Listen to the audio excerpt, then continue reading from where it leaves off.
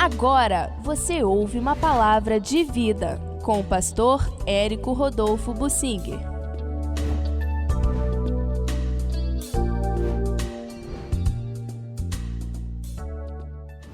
Quando Deus decide não mais voltar atrás no juízo, nós não sabemos qual é a última oportunidade que Deus está nos dando.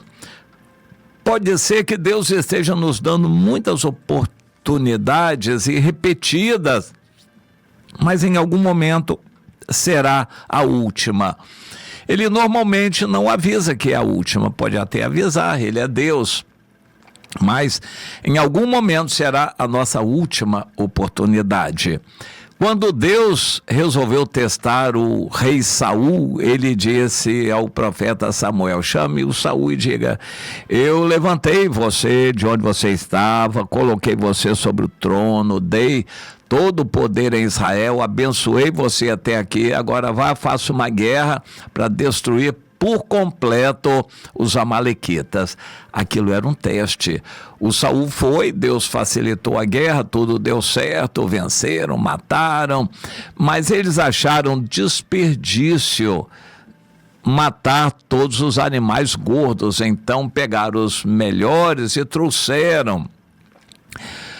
Cumpriram em parte o que Deus mandou, mas raciocinaram sobre a ordem do Senhor e não a obedeceram totalmente. O veredito de Deus foi terrível através do profeta Samuel: está rejeitado. Não, mas porque eu obedeci. Obedecer pela metade não é obedecer, está rejeitado. O Saul não teve muitas oportunidades e aquela seria a última. Deus pode estar dando a você a última oportunidade hoje. A gente não sabe. Os livros proféticos são para serem estudados. Quando a gente vai para os livros proféticos na Bíblia, o ministério de profecia não começou com Amós, que é considerado o primeiro profeta daquela última fase. Ele começou um ministério, Amós, Oséias, e eram mais ou menos contemporâneos, Isaías, Miqueias, Joel, mas o Amós é considerado o primeiro. Mas antes de Amós houve profetas e profecias: Elias, Eliseu, Moisés, Samuel, no tempo dos juízes, muitos profetas, porém não escreveram livros. A partir de Amós, livros foram escritos. Cada um livro desses não é fácil de ser entendido, porque eles não estão organizados cronologicamente. Muitos deles são um apanhado assim de vários manuscritos que eram várias profecias em épocas diferentes. Eles não estão necessariamente colocados na ordem cronológica, na sequência do tempo. Eles não estão necessariamente colocados didaticamente, explicando para a gente entender. Não, as profecias não são necessariamente para a gente entender. Em muitos casos, para a maioria das pessoas, elas vão ser como que parábolas de Jesus, que carecem de interpretação. Os livros proféticos precisam de interpretação. Eles não são colocados didaticamente, explicando tudo direitinho. E, no entanto, a gente pode fazer um estudo mais aprofundado de cada um desses livros e entender a situação, o contexto e a evolução da mensagem, como, por exemplo, o livro de Oséias, que começa de uma maneira muito drástica, mas a mensagem é uma só: a condenação de Israel, reino do norte. De quebra toca em Judá também, mas é para Israel em Samaria, mostrando o fim daquilo e terminando com uma promessa futura de restauração de Israel no milênio. O livro de Oséias termina de uma maneira muito gostosa, muito sublime, mas começa de uma maneira muito dolorosa, drástica, chocante. Pois é carente de interpretação. Mas eu quero focalizar o profeta Jeremias. Ele teve um chamado na época do rei Josias, um rei considerado bom, em que a situação do país estava aparentemente bem. O país era muito fraco. Possivelmente o rei Josias pagava tributos à Síria, que era o grande império do seu tempo, que já tinha vencido a maior parte dos países do mundo e vinha descendo em direção à África, ao Egito, tomando todos os países. Já estava tomando a Síria, Israel e ameaçando chegar a Judá também. Possivelmente o rei Josias estava pagando tributos à Síria. Era um país pequeno, Judá, mas porque o rei Josias estava decidido a buscar a Deus, o Senhor deu uma época de paz ao país. E aquelas pessoas, então, aproveitaram a época de paz para se acomodarem espiritualmente e não se voltaram para Deus, não se consertaram com Deus. E o livro de Jeremias, que é um livro extenso, mostra essa realidade. Há uma sequência de mensagens escritas.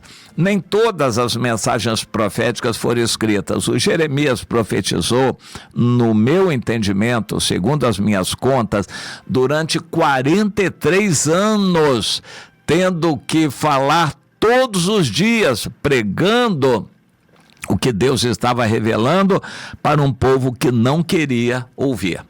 No início, no chamado dele, as primeiras profecias, sempre Deus exortando: se arrependam, se convertam, porque eu vou restaurar vocês, eu vou perdoar vocês. Aí nós chegamos no capítulo 14 e 15, que eu quero colocar aqui em análise diante de você. No capítulo 14, Deus manda uma grande seca, e isso trazia fome, porque a seca não permitia que o gado tivesse capim, grama, alimento, e a seca também não produzia alimento, não permitia produzir alimento para a população. A população passava fome, os animais iam morrendo. Era muito drástico aquilo, a época de seca. Deus enviou uma seca como, assim, um último recurso para ver se o seu povo se arrependia. Nessa época, o Jeremias fez um clamor muito forte a Deus, uma oração de intercessão, pedindo que Deus atendesse, e o Senhor respondeu: não rogues por este povo, para o bem dele. Quando eles jejuarem, eu não ouvirei. Quando trouxerem holocaustos e ofertas de manjares, não receberei. Antes eu os consumirei pela espada, pela fome e pela peste. O Jeremias, no capítulo 14, lança um segundo clamor: Senhor, então por que os profetas todos estão profetizando coisas boas, dizendo que haverá paz aqui? O Senhor diz: eu não enviei esses profetas, eles estão profetizando mentiras em meu nome, estão com visão falsa, com adivinhação, com vaidade e engano. Isso é o que eles estão profetizando. Eu não enviei, esses profetas não vêm de minha parte. Não adianta, eu vou cumprir a minha destruição do país. Então, o Jeremias vem e se derrama pela terceira vez e diz: Senhor, será que o Senhor já rejeitou por completo a Judá? Nós reconhecemos, Senhor, a nossa maldade, a nossa iniquidade, porque nós temos pecado contra ti, mas não rejeites o teu povo por amor do teu nome, não anules a tua aliança conosco, Senhor. Entre os ídolos não pode haver ninguém que nos salve, nós esperamos somente em ti. Aí vem o tremendo capítulo 15 de Jeremias, em que o Senhor diz: meu servo, ainda que Moisés e Samuel, os dois servos intercessores, se colocassem diante de mim, meu coração não se inclinaria mais para este povo. Lança-os de diante de mim e saiam. E isso tudo eu vou cumprir. Eu punirei este povo com 4 sortes de castigos: a morte, a espada, a fome e o cativeiro. Eu vou castigar esse povo e vou destruir tudo. Eu os entregarei, estou lendo capítulo 15 de Jeremias, eu os entregarei para que sejam um espetáculo horrendo para todos os reinos da terra, por causa de Manassés, filho de Ezequias, por tudo quanto ele fez em Jerusalém. Então, aqui estava a decisão tomada: não voltarei atrás, e tudo que eu falei vai se cumprir. E agora não adianta, ainda que eles se dobrem, se humilhem, chorem, orem, eu não vou atender. Já determinei. Como uma prova disto, o próprio Manassés se humilhou e se voltou para Deus e terminou seus dias como um rei bonzinho. Mas, apesar disso, Deus o aceitou, mas não voltou atrás quanto à determinação de destruir Judá e Jerusalém. Deus não voltou atrás na determinação de destruir Judá e Jerusalém. A paciência de Deus se esgotou. A partir dali, tudo que viria, e vieram muitas coisas, vieram 3 reis, o Jeoaquim, o Joaquim e o Zedequias, e o final do mandato do Josias. Tudo isso não mudou mais o quadro diante de Deus. Eu vou destruir. Então a gente pergunta: por que então que Deus não destruiu logo? Se ele já tinha determinado destruir, por que ele não destruiu logo? A gente vai ver essa situação na Bíblia inteira. Jesus disse: eu vou voltar, e não voltou ainda. Eu vou destruir, e ainda não destruiu. Eu vou punir, e ainda não puniu. Eu vou condenar, e ainda não condenou. As pessoas perversas têm a sentença de morte. Por enquanto eles continuam aí, ricos, se enriquecendo, vivendo, abusando do pecado, e nada acontece com eles. A Bíblia toda está nesse diapasão. Deus faz as coisas acontecerem, mas dá um tempo. Mas se Deus já tinha determinado destruir, não tinha mais jeito, por que ele não destruiu logo?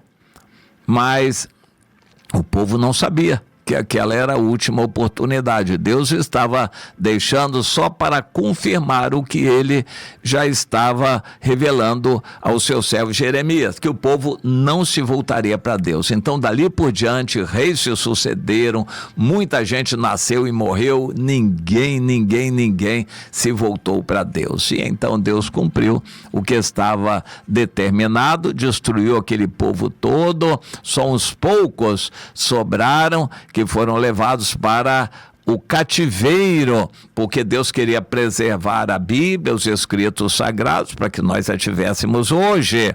E Deus queria preservar a linhagem da qual nasceria Jesus. Fora isso, nada mais prestava lá, e Deus destruiu tudo. Que aplicação nós fazemos disso para nós? A paciência de Deus se esgota. E em algum momento Deus está nos dando a nós também, a cada um de nós, a última oportunidade para a gente se arrepender e se voltar para Ele. Por isso existe igreja, existem dons, profetas e profecias e pregadores, irmãos líderes, irmãos de oração, irmãos que nos alertam. Isso é ordem do Senhor, que todos os cristãos estejam admoestando uns aos outros. Por isso a gente se congrega, e não devemos deixar de congregar. Mas a cada momento está sendo para uma pessoa a última oportunidade. Pode ser para você. Mas Deus dá sinais. Naquela época deu uma seca para ver se eles acordavam, se despertavam. Avisou e a seca se cumpriu. Não adiantou. No Brasil, Deus está revelando que vem muito sangue derramado, o Brasil vai sofrer guerra e... Por enquanto não está acontecendo nada disso. Então, crentes estão brincando e se distraindo com o mundo. Deus gostaria que o seu povo fosse exclusivamente dele, totalmente dele, tempo integral para ele. Mas não são. São crentes mundanos ou mundanizados, digamos assim, crentes que passam uma semana inteira no seu prazer carnal e no domingo vão à igreja. Infelizmente, mas isso não é o que Deus deseja. Então Deus disse, já não tem mais jeito, eu já determinei, vou trazer a guerra sobre o Brasil, morte, sangue, fome. A maioria nem acredita nisso. Na época de Jeremias, era só ele pregando. Todos os demais profetas profetizavam coisas boas.